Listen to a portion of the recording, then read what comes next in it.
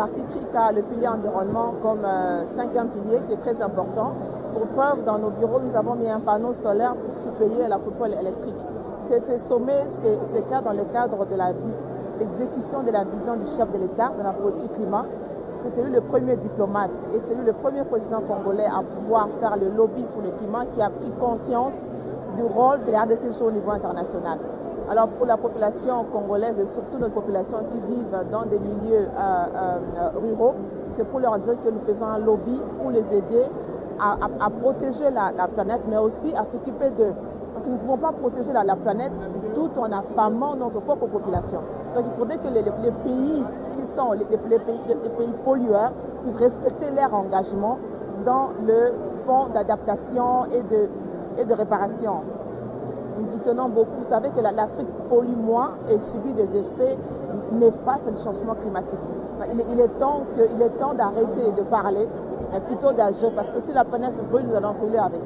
Mais aujourd'hui, vous avez participé à cette cérémonie. Qu'est-ce que vous avez retenu au-delà de tous les discours qui viennent d'être prononcés? D'abord, c'est un honneur en tant que Congolaise que la RDC puisse organiser la pré-COP et la RDC puisse être coprésidente de l'organisation de la COP 27. Cela traduit les dynamiques de la diplomatie congolaise menée par le chef de l'État et surtout aussi la capacité du gouvernement à exécuter cette politique. Nous avons suivi le Premier ministre qui a insisté sur la transition écologique et l'énergie renouvelable. Et c'est là les vrais enjeux.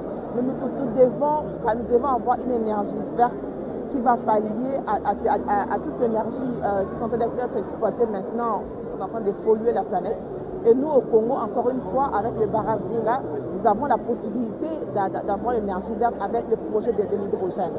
Donc, ce sont là des enjeux. En tant que Congolais, nous nous retrouvons pour une fois au centre de notre diplomatie en tant qu'acteur et non pas en tant qu'enjeu de la diplomatie. La RDC Pays Solutions, que pouvons-nous attendre à ces COP27, cette COP ici? Écoutez, nous attendons, comme nous l'avons dit, le respect des engagements des pays pollueurs par rapport à l'effort contre le changement climatique que la RDC est en train de jouer.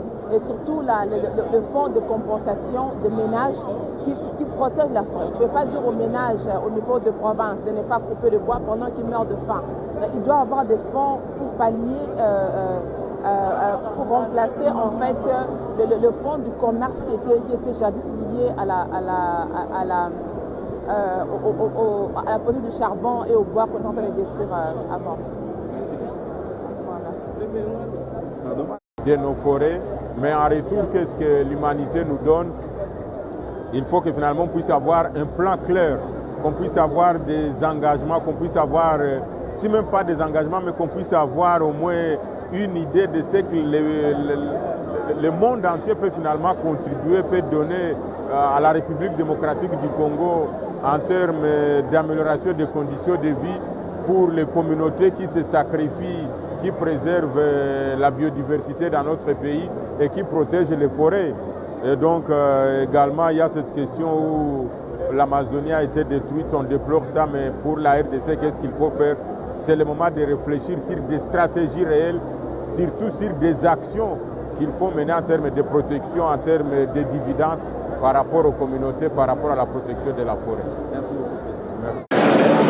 Je suis Jules Doré Ndongo, je suis le ministre des Forêts de la Faune de la République du Cameroun et en même temps président en exercice de la COMIFAC.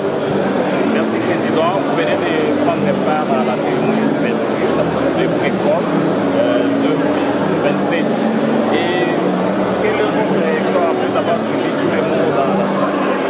Je suis particulièrement heureux d'être aujourd'hui en RDC, très grand pays, qui organise avec succès la pré-COP, qui préfigure la conférence, la COP 27 qui aura lieu en Égypte. Je suis particulièrement satisfait des discours que j'ai suivis, notamment celui de Mme Ève Bazaïba Massouli, vice-premier ministre chargé de l'environnement avec qui je travaille au quotidien, puisque la RDC fait partie de la COMIFAC. Ce discours a posé des véritables problématiques que nous, les pays du bassin du Congo, nous rencontrons face aux partenaires et face aux pays du Nord. J'étais très bien content de l'allusion faite aux enfants, à l'avenir, à l'amélioration des conditions de vie de nos populations, alors que nous disposons de la forêt et que nous avons du mal à l'exploiter. C'est un très bon discours et j'espère que la PRECOP va permettre qu'à la COP 27 en Égypte, qu'on prenne des décisions réellement concrètes et qu'on passe des discours à l'action. Merci beaucoup. Merci, excellent.